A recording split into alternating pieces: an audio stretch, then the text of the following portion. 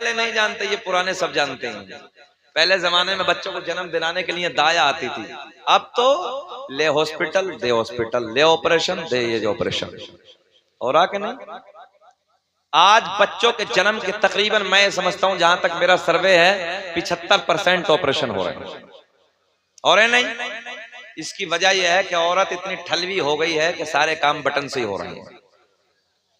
तवज्जो है? हाँ, अगर 4 मेहमान घर में आ जाएं, बोले पप्पू के अब्बू पकी पकाई ले आओ होटल से, तंदूर से ले आओ। अब पप्पू के अब्बू पकी पकाई ला रहे हैं बेचारे। अब ये बिल्कुल ठलवी है, कोई काम करने के लिए तैयार नहीं। मैं सही कह रहा हूं बिल्कुल। पहले जमाने में हमारे बुजुर्ग बैठे हैं, ये पूरी पूरी बारातें आती थी, यही औरतें रोटी पका के खिलाती थी। कोई तंदूर नहीं, कोई बड़ा चूल्हा नहीं, यही औरतें पकाती थी। अब तो 4 मेहमान आ जाए तो पप्पू के अब्बू गुलामी करके लेने जा रहे हैं, जाओ। कोई मेहनत नहीं इन औरतों के नजदीक, सारे काम बटन से हो रहे हैं। कपड़े बटन से धुल रहे हैं, मशीन मसाले बटन से पिस रहे हैं, सारे काम बटनों से। बोलो ऐसा है कि नहीं है? अब जब कोई काम करने के तैयार नहीं होगी तो ऑपरेशन तो होना है।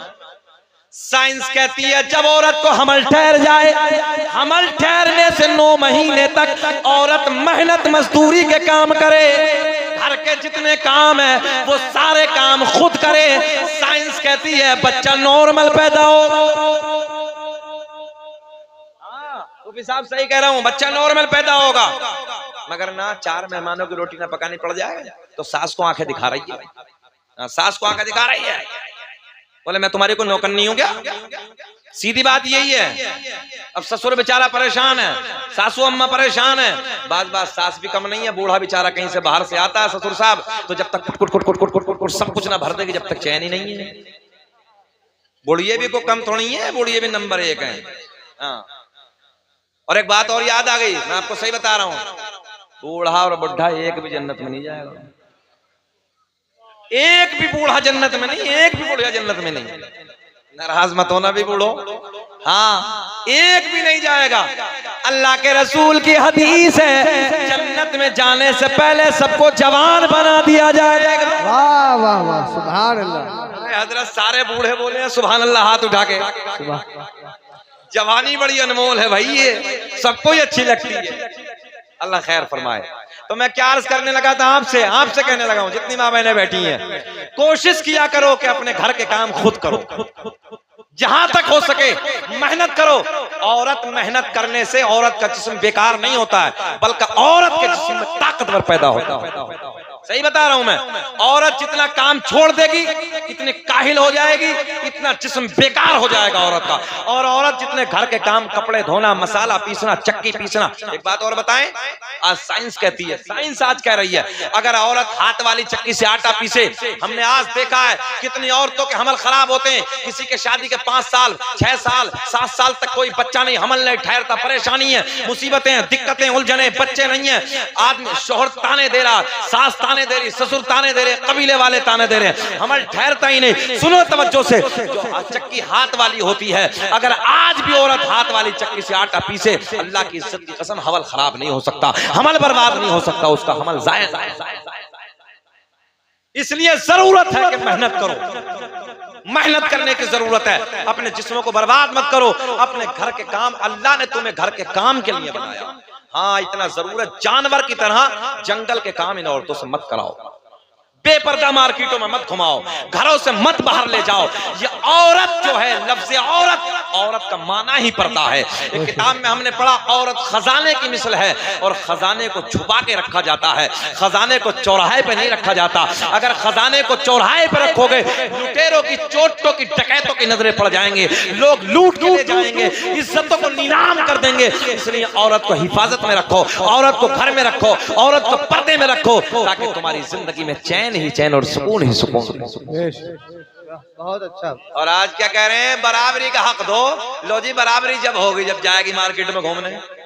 ये देखो बराबरी का हक मांग रहे हैं, तभी तो रोडों पे तमाम आज कितने हादसे हो रहे हैं बताओ।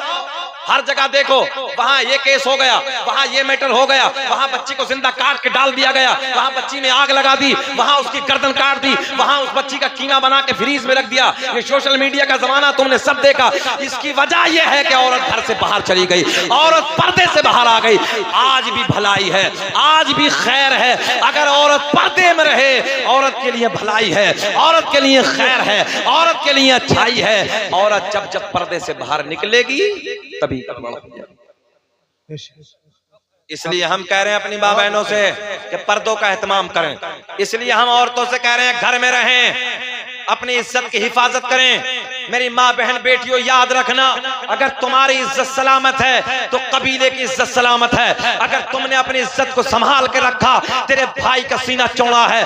बेटी अगर तेरी इज्जत सलामत है, तेरे बाप की नाक ऊंची है। अगर बेटी तेरी इज्जत सलामत है, तेरे रिश्तेदारों की नाक ऊंची है। अगर तूने अपनी इज्जत में आग लगा दी, तेरे भाई की नजर झुक जाएगी। तूने अपनी इज्जत को नीलाम कर दिया, तेरे बाप की नजरें झुक जाएंगी, तेरे कबीले वालों की नजरें झुक जाएंगी, तेरे रिश्तेदारों की नजरें झुक जाएंगे। तो याद रखना, अगर तूने अपनी इज्जत को बर्बाद कर दिया, कुत्ते की बराबर तेरी इज्जत हो जाएगी। कोई तेरी इज्जत को पूछने वाला नहीं होगा। तुझे सारे के सारे तेरे मुंह पे थूकते नजर आएंगे, तेरी इज्जत पे थूकते नजर आएंगे।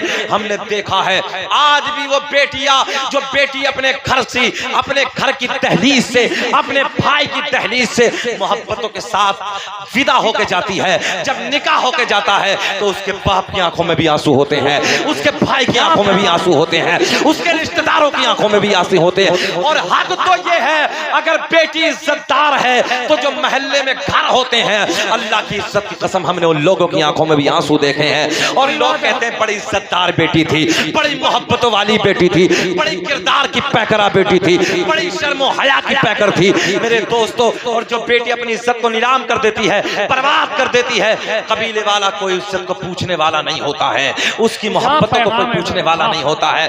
और जब बेटी तू इज्जत के साथ विदा होके जाती है, जब वापस कबीले में आती है, जुमला देने लगा हूं, जब ये बेटी ससुराल से वापस आती है तो कभी दादा पूछता है, बेटी तेरे परिवार में सब ठीक है ना? कभी चचा पूछता है, क्या तेरे परिवार में सब अच्छे हैं ना? भाई पूछता है, तेरे बच्चे सब ठीक है ना? इसलिए मैं अपनी माँ बहन से गुजारिश करूंगा, ओ बेटियों बहनों, अपनी इज्जत को नीलाम मत करो, अपनी इज्जत को बर्बाद मत करो। थोड़े से वक्त के लिए, थोड़े से मजे के लिए आग लगा दो इन अय्याशियों के अड्डों पे, आग लगा दो इन मक्कारियों के अड्डों पे। अपने घरों में रहो, अपनी इज्जत को नीलाम मत करो, अपनी इज्जत को बर्बाद मत करो। याद रखना, अगर तुमने अपनी इज्जत को हिफाजत में रखा, दुनिया में भी तुम्हारे लिए भलाई है, कल कयामत में भी तुम्हारे लिए इज्जत ही इज्जत और भलाई। नारे तकबीर, नारे रिसालत, अज़मते मुस्तफ़ा, पैगामे मुस्तफ़ा, फैज़ाने मौलाए कायनात, फैज़ाने खातूने जन्नत, अल्लामा कारी शकील अहमद साहब क़िबला। इश्क मोहब्बत, इश्क मोहब्बत, लाजवाब हज़रत, लाजवाब, बहुत लाजवाब। ये बेटियां बेटियां होती हैं। और मैं आज भी कहता हूं, खानपुर वालों, मिंबरे नूर पे उलमा बैठे हैं बड़ी जिम्मेदारी से। कारी जाहिद, जिनके घर में बेटी नहीं होती, वो आंगन मैंने सूने देखे हैं, सूने। उन घर में मैंने रौनकें नहीं देखी। अल्लाह ने मुझे 3 बेटे दिए थे, पहला बेटा, दूसरा, तीसरा। इतने बेटे होने के बाद भी मैं कहता था अल्लाह इज्जतें बहुत दी हैं, दौलत और शोहरत बहुत दी है, मगर घर में रौनक नहीं है। मैंने बड़ी खानकाहों में जाके दुआएं मांगी, अल्लाह की इज्जत की कसम मैंने देखा कि मेरे आंगन में उस दिन रौनक आई थी जिस दिन मेरे अल्लाह ने अपनी रहमतों का नुज़ूल फरमा के मुझे बेटी अता की।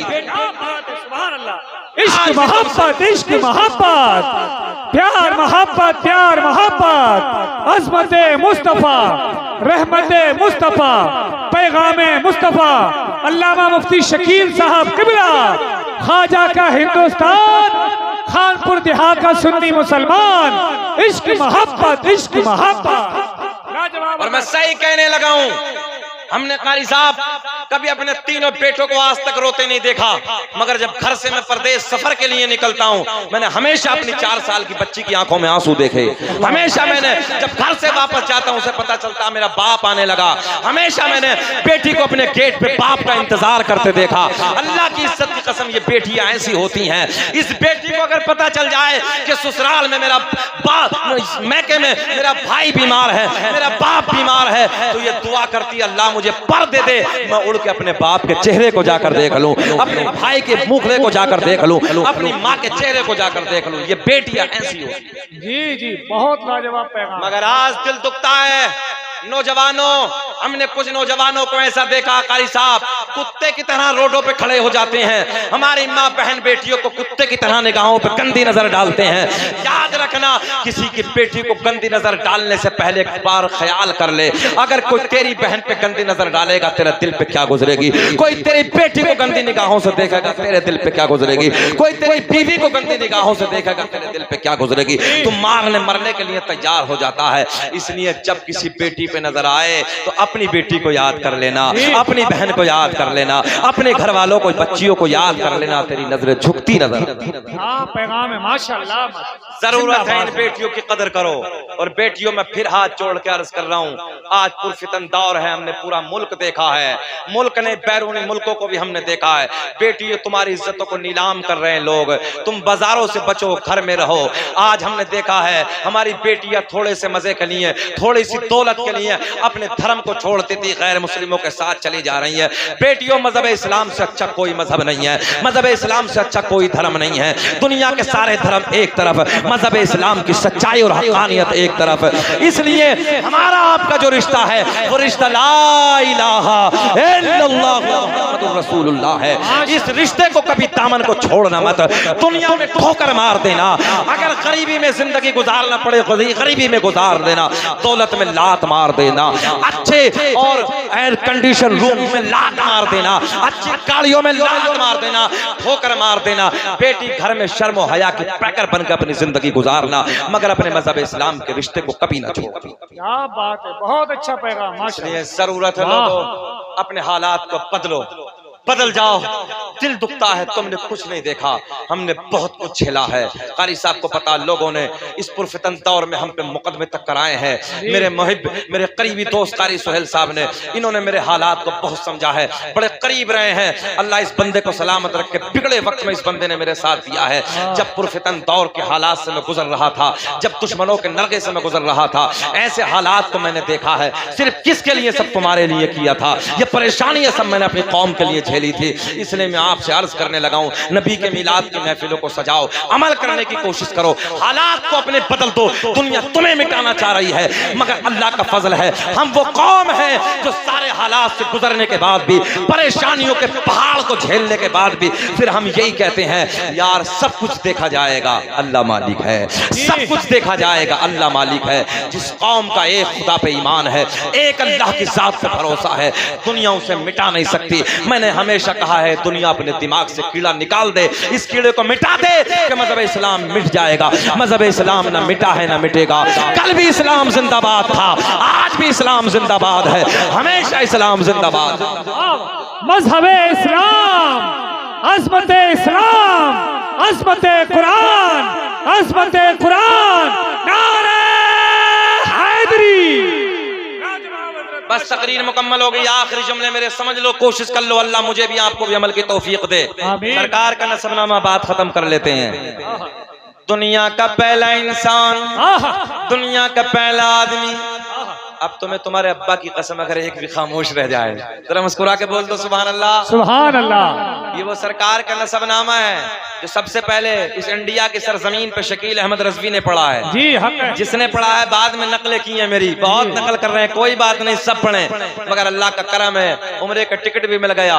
अल्लाह का बड़ा फजल है कि हजरत अवैस क़रनी रहमतुल्लाह तआला के दरबार के खुद्दामों से मुबारकबादियां भी मिल गई, और न जाने कौन कौन से मुल्कों से मुबारकबादियां मिलती हैं। अब वो सरकार का नूरानी नसबनामा, सरकार का शदरा बात खत्म करते हैं। जरा मुस्कुरा के कहें, लब्बैक या रसूल अल्लाह, लब्बैक या रसूल अल्लाह। दुनिया का पहला इंसान, दुनिया का पहला आदमी, हजरत क्या नाम है? हजरत आदम, आदम अलैहिस्सलाम। इस इलाके में जब भी कोई प्रोग्राम कराए, जब भी कोई बुलाए, इस माइक को बुलाएं भाई, माशाअल्लाह। ये माइक बहुत कामयाब है भाई, इसी माइक को बुलाएं। मुझे जब बुलाएं तो इसी बंदे को बुलाएं। अल्लाह खूब तरक्की अता फरमाए, आमीन आमीन। माजरत चाहूंगा, वक्त की किल्लत है, बस इंशाअल्लाह फिर जिंदगी ने वफा की। दुनिया का पहला इंसान। अच्छा, एक बात बीच में रोक, सरकार